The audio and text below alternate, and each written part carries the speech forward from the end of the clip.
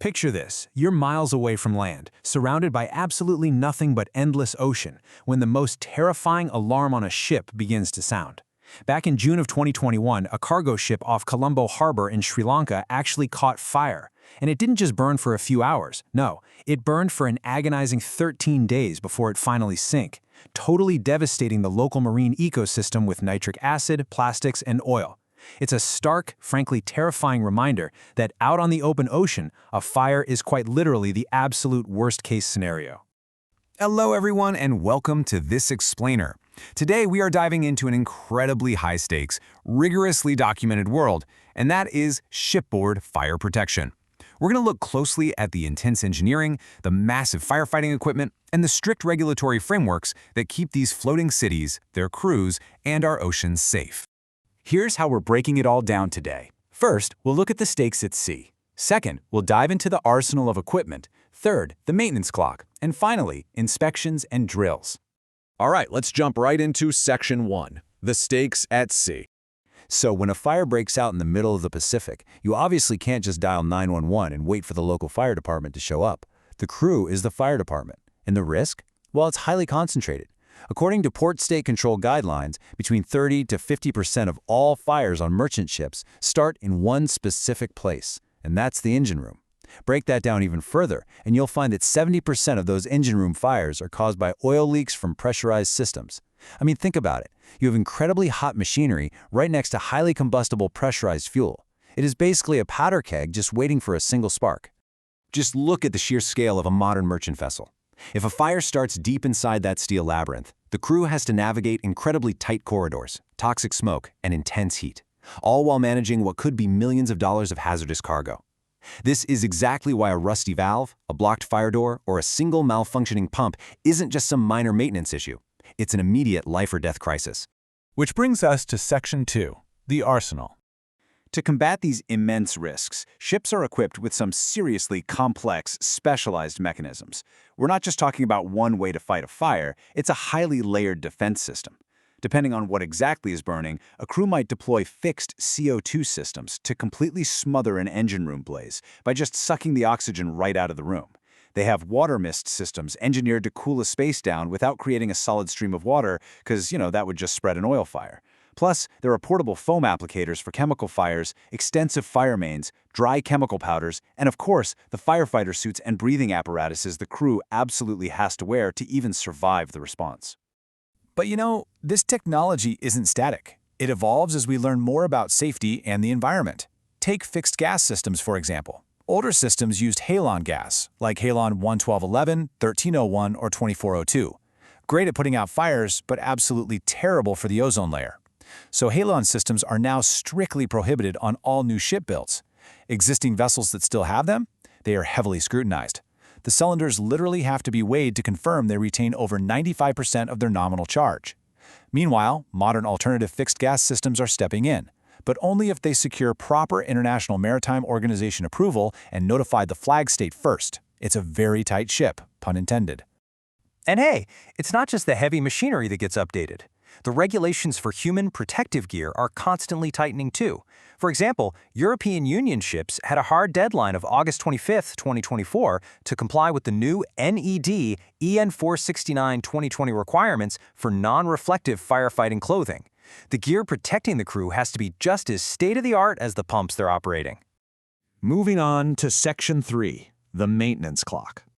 Now, having all this incredible firefighting equipment is completely useless if it doesn't actually work when you press the button, right? That is why the IMO issues incredibly detailed guidelines, like the MSC 1/Circular 1432, that dictate an obsessive, totally calendar-driven maintenance protocol. Just take a look at this timeline. Every single month, crews must verify fire hoses and run the pumps. Annually, they're doing actual flow tests and checking all accessible detectors. At the 5-year mark, they literally have to physically open up control valves for internal inspections. And by year 10, things like flexible hoses on gas systems must be entirely replaced. It is a relentless, never-ending cycle of vigilance. And their rules are incredibly specific. We aren't just talking about checking a box that says hoses look good. Note, fire hoses have strict length limits, typically a maximum of 20 meters or 25 on wide-open decks so they don't get tangled up or lose pressure. Foam concentrates? They have to be sent off to a lab for testing 3 years after supply and then annually after that. Access to the massive fixed CO2 system requires keys to be housed in highly visible, readily available glass boxes.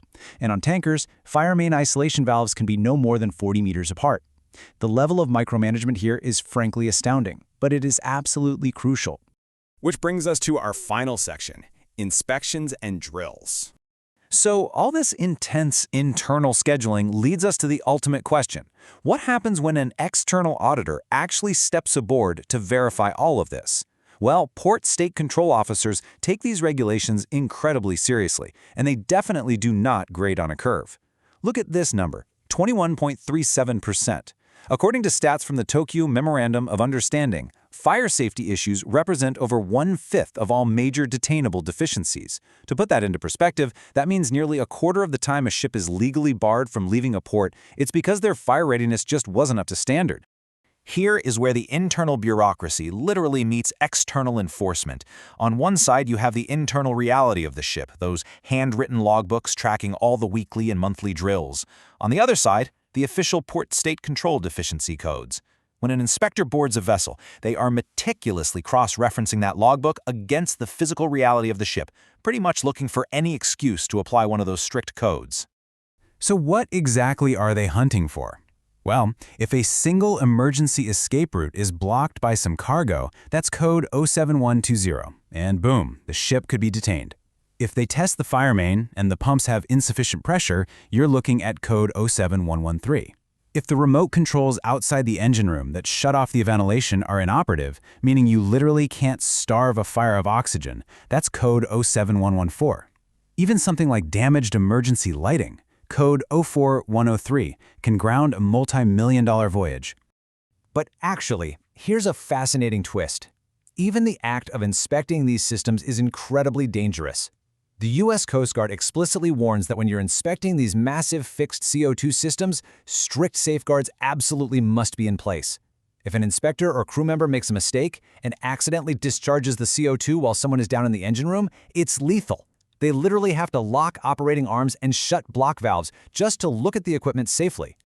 We've talked a lot about the hardware today, right? The hoses, the pumps, the gas cylinders. But hardware is completely useless without the wetware, the human beings actually operating it. So what happens when the alarms actually sound? This is exactly why inspectors frequently demand to witness a live fire drill. And if you look at the deficiency codes for failed drills, specifically codes 04109 and 07125, they tell a pretty clear story of human failure.